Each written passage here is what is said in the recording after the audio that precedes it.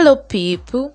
So, caterers in the house, let me ask so, how do you people eat after cooking all this ceremony? Like, after all this ceremony of cooking for events, for parties, how do you people now eat? How do you eat? Because this New Year cooking wasn't funny at all. See me see food. Food was looking at me and I was looking at food. Food was looking at me and I was looking at it. I could not eat till Sunday evening if I ate my first meal. So how do you people cope? Anyway, my mom had a very long list of people she wanted to give food to. So she had to give it to her baker's daughter to do the cooking.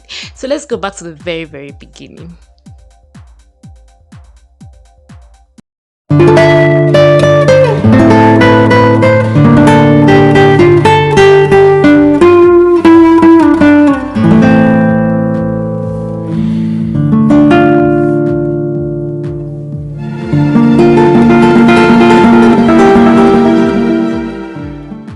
The name is Susan. Welcome to my channel.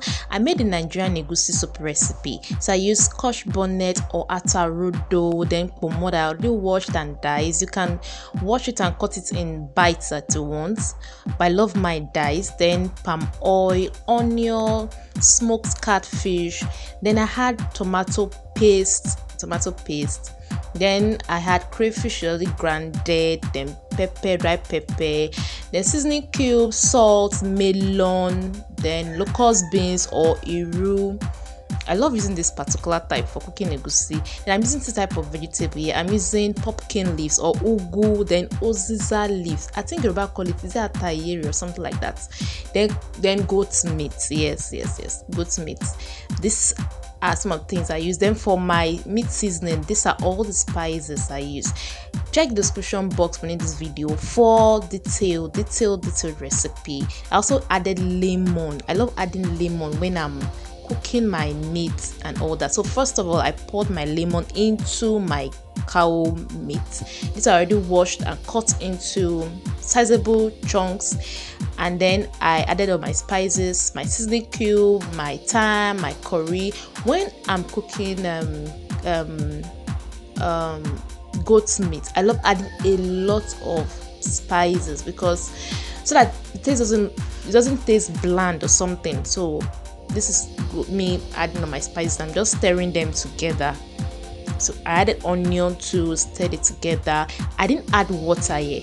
I just placed it on heat and allow it steam for a few minutes. It will produce water by itself. After it has produced water by itself, I went ahead and added my stockfish. Stockfish.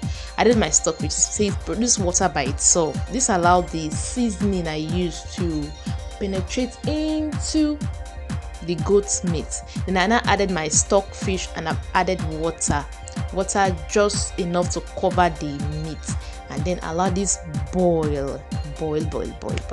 So back to my melon. What I did to my melon was I already grounded it. So the Scotch bonnet, the rodo, I blended it and then added it into my melon. Next thing I added was my tomato paste, and then I will add my dry pepper later. I like my egusi soup a little bit peppery. Then I added water and I stirred it together. Now this was a large cooking for me because, like I said at the beginning, my mom had a very long list of people she wanted to give food to during New Year, and so it was a very, very large cooking. So I had to do the cooking. Should I say 80% of the cooking outside? So I mixed everything into my melon or egusi, my melon. See me adding my dry pepper here, and then I stirred it together. So the next thing I did was to heat up my oil, my red oil, my palm oil. I heat it up in the pot. I didn't want to bleach it that much, but I wanted to bleach it a little. So I bleached it a little, and when I was satisfied, and the spirit led, I then added my chopped onion. I added my chopped onions. Okay, yeah, it's already okay with it. I added my chopped onions, and then I added my locust beans to it and stirred it. I left it for few seconds,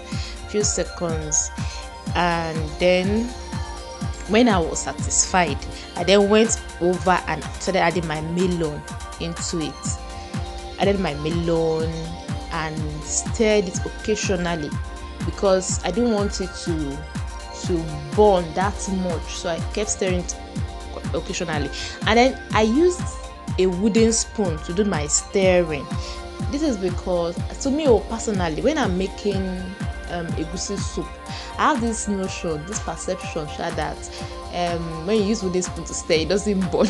I'm not a caterer, but I love cooking. I love cooking stuffs, not in large quantities like I did in New Year's Eve. So I use wooden spoon to make sure it doesn't burn. So I stirred it, allowed it to fry on low heat very, very well. Simio, I forgot that I added crayfish. I added crayfish before adding my melon. That crayfish I added half of it first. Then the other half I'll add it towards the end of my cooking. So I added crayfish first before adding my melon, and then I allowed my melon to fry on low heat. So what I added next after it has already fried was my catfish already pieces and cleaned.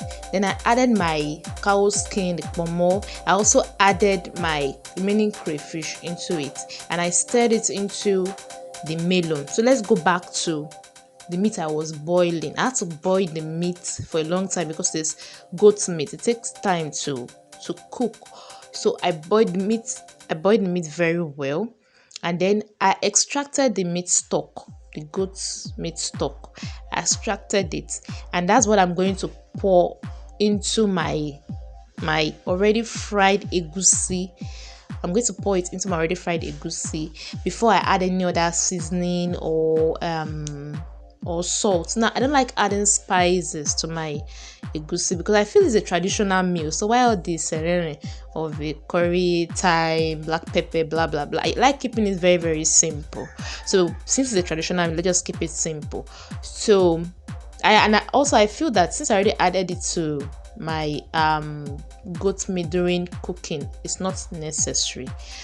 So this is me adding my meat stock, and I stirred it. I covered it, allowed it to boil very well. Then I now transferred the cooking to my mom. I cannot come and kill myself. She started adding the meat by herself. Started adding the goat meat by herself. I think that was the only thing she did. Yes, that was the only thing she did. She added the meat by herself, and then she gave me the spoon back. I continued from where she stopped. At this time, it was already late at night, so I was literally using a bulb with the camera to do this video. So you see that there are a lot of shadows, and this particular part is looking dark. So because already at night, I think it was around past 7 or so, and we're planning to go for crossover night. So I stirred the whole meat into the melon, into the soup, egusi soup, stirred it well. I don't like my egusi soup watery. I like it thick, not too thick, but thick. Then when the egusi soup boiled well, I added my pumpkin leaves, my ugu, and my Uziza leaves. So I think the English name for this is Western black pepper, something like that, according to Google. It's Western black pepper. Yoruba call it iyere. I'm not Yoruba, so I didn't pronounce it well. Don't crucify me. So I stirred in my vegetables into the egusi well and allow it to steam for few minutes. I don't like my vegetable being so cooked. I like feeling that crunchy part. Also, I don't like using bitter leaf for my egusi. I don't like it at all. I don't like it. So I prefer just sticking with pumpkin leaves and adding Uziza. Sometimes if I don't say Uziza leaves, I usually use Uziza seed. I just like that scent, that aroma of Uziza leaves, either the leaf or the seed. So for the pounded yam, let me not lie, my dad did the pounding. He doesn't like his women pounding yam. He did the pounding. I actually took a video of him. Was laughing when I was doing making a video of him. So that was how it went. That was how my New Year Eve cooking went. And so this was me when I was ready to eat. I said, let me do a video of the food first. So I hope you enjoyed the video. If you are new here, please support me by liking and subscribing, leaving me a comment. I love to see your comments and your feedback. Thank you very much. See you next time. Bye.